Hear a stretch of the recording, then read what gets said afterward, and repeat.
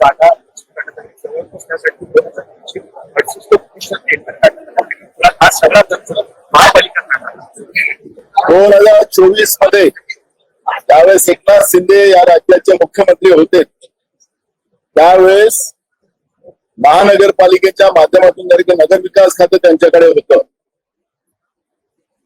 त्या खात्याच्या माध्यमातून त्या पद्धतीचा प्रस्ताव करण्यात आला आणि त्या प्रस्तावाच्या माध्यमातून म्हणजे ते देवदार डम्पिंग ग्राउंड, त्या ग्राउंडला स्वच्छ करण्यासाठी, जागा मोकळी करण्यासाठी त्याला जवळपास 2,500 कोटीच्या वर त्या ठिकाणी निधी उपलब्ध करून घेऊन त्या पद्धतीचा टेंडर काढण्यात आलेला. त्यामध्ये ठरवून घेतलेलं होतं, त्याच्यात अटी त्या पद्धतीच्या टाकल्या गेलेल्या होत्या. त्या सरकारमध्ये बसलेल्या लोकांना त्याचा मलिंदा कसा मिळेल यावर त्याच्यात काम केलं गेलं. योगायोगाने एकनाथ शिंदे मुख्यमंत्री झाले नाही, आता मुख्यमंत्री झाले तर देवेंद्र फडणवीस. आता जे एकनाथ शिंदेचे जे काही कंपन्या होत्या त्याला एक हिस्सा पण द्यायला तयार नाही. त्याचे 3 टप्पे पाडले गेलेले आहेत, त्याच्यातला एक टप्पा पण एकनाथ शिंदेला दिला जात नाही.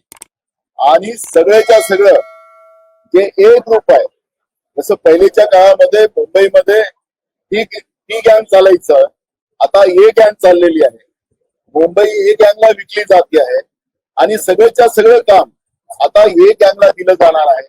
आणि त्या ए गँगच्या पाठीशी केंद्रातलं सरकार आणि राज्यातला मुख्यमंत्री हा त्यांच्या पाठीशी आहे.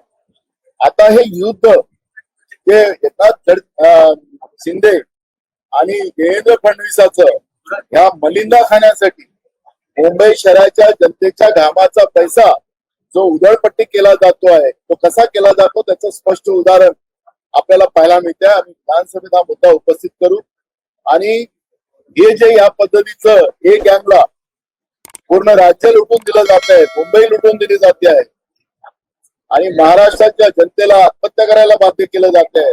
हे काँग्रेस कधी सहन करणार नाही. ही लढाई काँग्रेस त्या ठिकाणी पूर्ण लढाई उभी करेल आणि सरकारचा हा जो ए गँग मध्ये लपलेला जो चेहरा आहे त्याचा पर्दाफाश करण्याचं काम आम्ही लोक करणार आहोत.